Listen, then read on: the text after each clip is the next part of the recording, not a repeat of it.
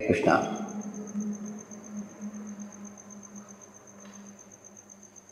भक्ति मार्ग को छोड़कर अन्य मार्गों में अनेक तरह के विधान रहते हैं।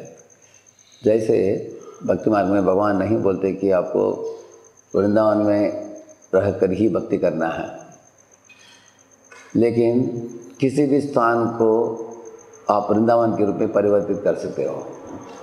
तिष्ठन् ब्रजे तदनुरागी जनानुगामी कालम नयेत अखिलमित्युपदेश सारम। प्रभुपाद जी ने हिपी लैंड ऐसे स्थानों को भी वैकुंठ बना दिया। अमेरिका में न्यू वृंदावन चालू किया, न्यू तालवन चालू किया, न्यू जगन्नाथपुरी चालू किया। साधारण स्थानों को भी प्रभुपाद जी ने दिव्य बना दिया। इसी तरह नाम जप के लिए तत्रार्पिता नियमित स्मरणेन कालः, ऐसा बताया। दिन में कभी भी अब नाम जप सकते हो, भगवान ने ऐसे छूट दिया है। फिर भी हम लोग प्रातः काल में करने के लिए यत्न करते हैं। तो स्थान के लिए छूट है, समय के लिए छूट है। अगर उच्चारण में कुछ स्पष्टता नहीं हो, भगवान उसको परवाह नहीं करते हैं, सिर्फ भावग्राही होते हैं भगवान। इतने हरिनाम करने वालों के लिए बहुत छूट दिया गया है भक्ति मार्ग में। लेकिन हमारी ओर से भगवान का एक अपेक्षा है, इसको अंग्रेजी में बोलते हैं एक्सक्लूसिव अटेंशन। जैसे नाम जप किस तरीके से किया जाता है, जैसे अक्रूर जी के मनोरथ पढ़ते हैं दशम स्कंद में। वृंदावन में प्रवेश करते समय अक्रूर जी की भावना क्या था। नहीं तो कुंती महारानी की प्रार्थना, जब भगवान कृष्ण हस्तिनापुर छोड़कर विदा ले रहे थे द्वारका जाने के लिए, और इसी तरह वृत्रासुर भगवान को संबोधित करते हुए प्रार्थनाएं कर रहे हैं रणभूमि में। नहीं तो भीष्म पितामह लेटे हैं शरशय्या में और भगवान कृष्ण को देखते हुए सुंदर सुंदर प्रार्थनाएं अर्पित करते हैं। नहीं तो गजेंद्र एक संकट की अवस्था में भगवान का चिंतन करते हुए सुंदर सुंदर प्रार्थनाएं अर्पित करता है।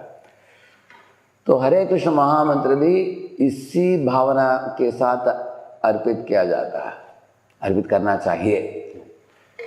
अगर ये प्रार्थनात्मक भाव हमारे बैकग्राउंड चेतना नहीं हो तो तब निरपराध तरीके से नाम को जपना मुश्किल है।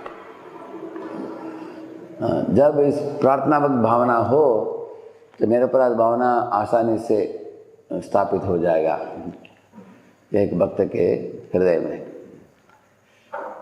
तब अगर इस प्रार्थना भाव जिसमें होता है उसको भगवान के ऊपर एक्सक्लूसिव अटेंशन का मतलब है अनन्य, बोलते हैं उसको अनन्य भक्ति।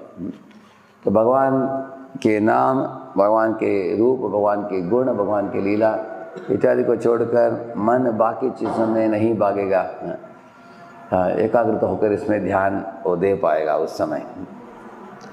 लेकिन ये प्रार्थनात्मक भावना डेवलप करने के पहले, हमारे मन में उदय होने के पहले एक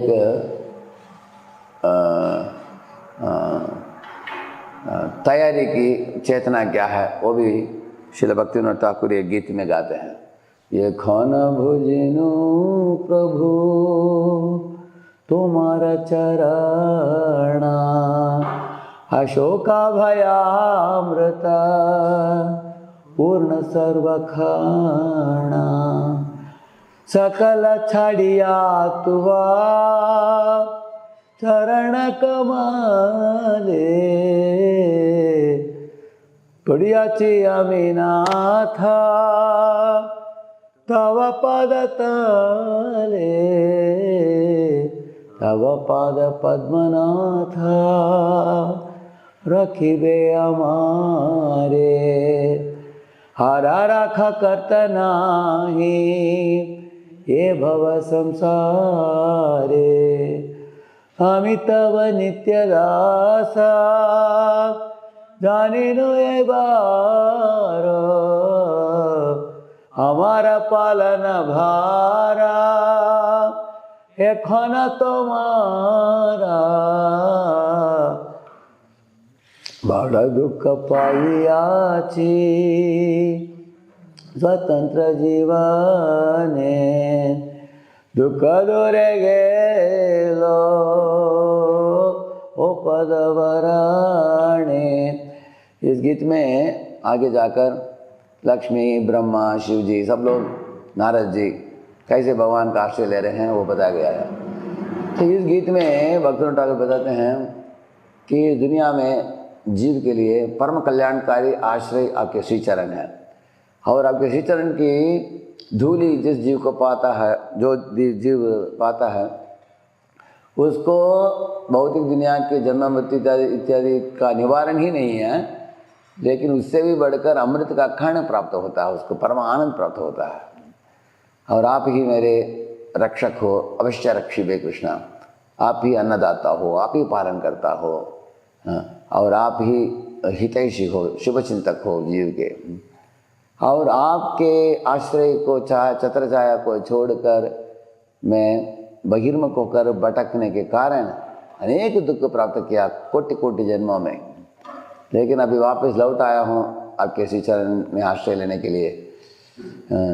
जिस आश्रय लक्ष्मी जी, ब्रह्मा जी, शिव जी, नारद जी, वो भी प्राप्त करने के लिए लालायित है, इस तरह प्रार्थना करते हैं। तो ये जो है इस तरह की भावना, lord is the proprietor, controller, enjoyer, maintainer, supervisor, friend, sanctioner, उपदेष्टा, अनुमंता, भर्ता, भोक्ता, महेश्वर।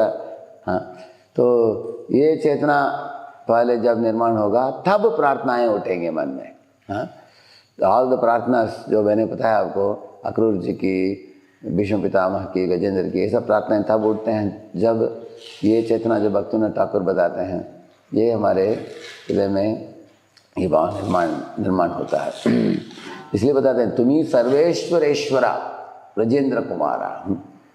तो भगवान कृष्ण ही सब ईश्वरों के ईश्वर हैं, उनके सम कोई नहीं है, उनसे बढ़कर कोई नहीं है, उनके आश्रय से बढ़कर दूसरा कुछ है ही नहीं इस दुनिया में। तो ये चेतना प्रभुपाद जी बार बार अपने सरल नए लोगों के प्रवचनों में भी प्रभुपाद जी इसके ऊपर जोर देते हैं। जैसे हम अपने शरीर के ऑपरेटर हैं, भगवान कॉस्मिक मशीन, सारे ब्रह्मांड के ऑपरेटर हैं। तो इसलिए भगवद गीता, ईश्वर जीव प्रकृति काल कर्म जब हम पढ़ते हैं, भगवद गीता के अंत में एक व्यक्ति ये चेतना को प्राप्त करेगा कि मैं भगवान के श्री चरण में एक तुच्छ कण हूँ, धूल सदृशम विचिंतय, ऐसे महाप्रभु बताते हैं।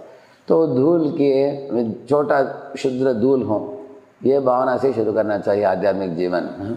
भगवान के शरणागति धीरे धीरे सीखते हुए। तो रोज़ हम लोग नाम जपते हैं, उस नाम में जितना गुणात्मक रूप से हम लोग भगवान को प्रार्थना कर पाते हैं, वो भावना के साथ करते हैं, तब धीरे धीरे निस्सहाय, निष्कपट और निरपराध भावना खड़ा हो जाएगा।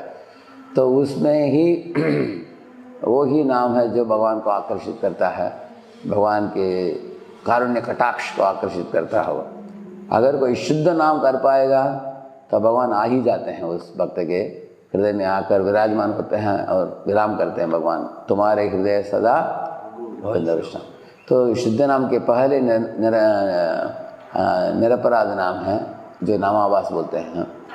तो प्रभुपाद जी का कहना है अनेक प्रवचनों में, कम से कम एक भक्त को अपराध नाम से ऊपर उठकर नामाभास में जपने के लिए यत्न करनी चाहिए, जिसके लिए ये प्रार्थना भावना बहुत आवश्यक है। हरिनाम प्रभु की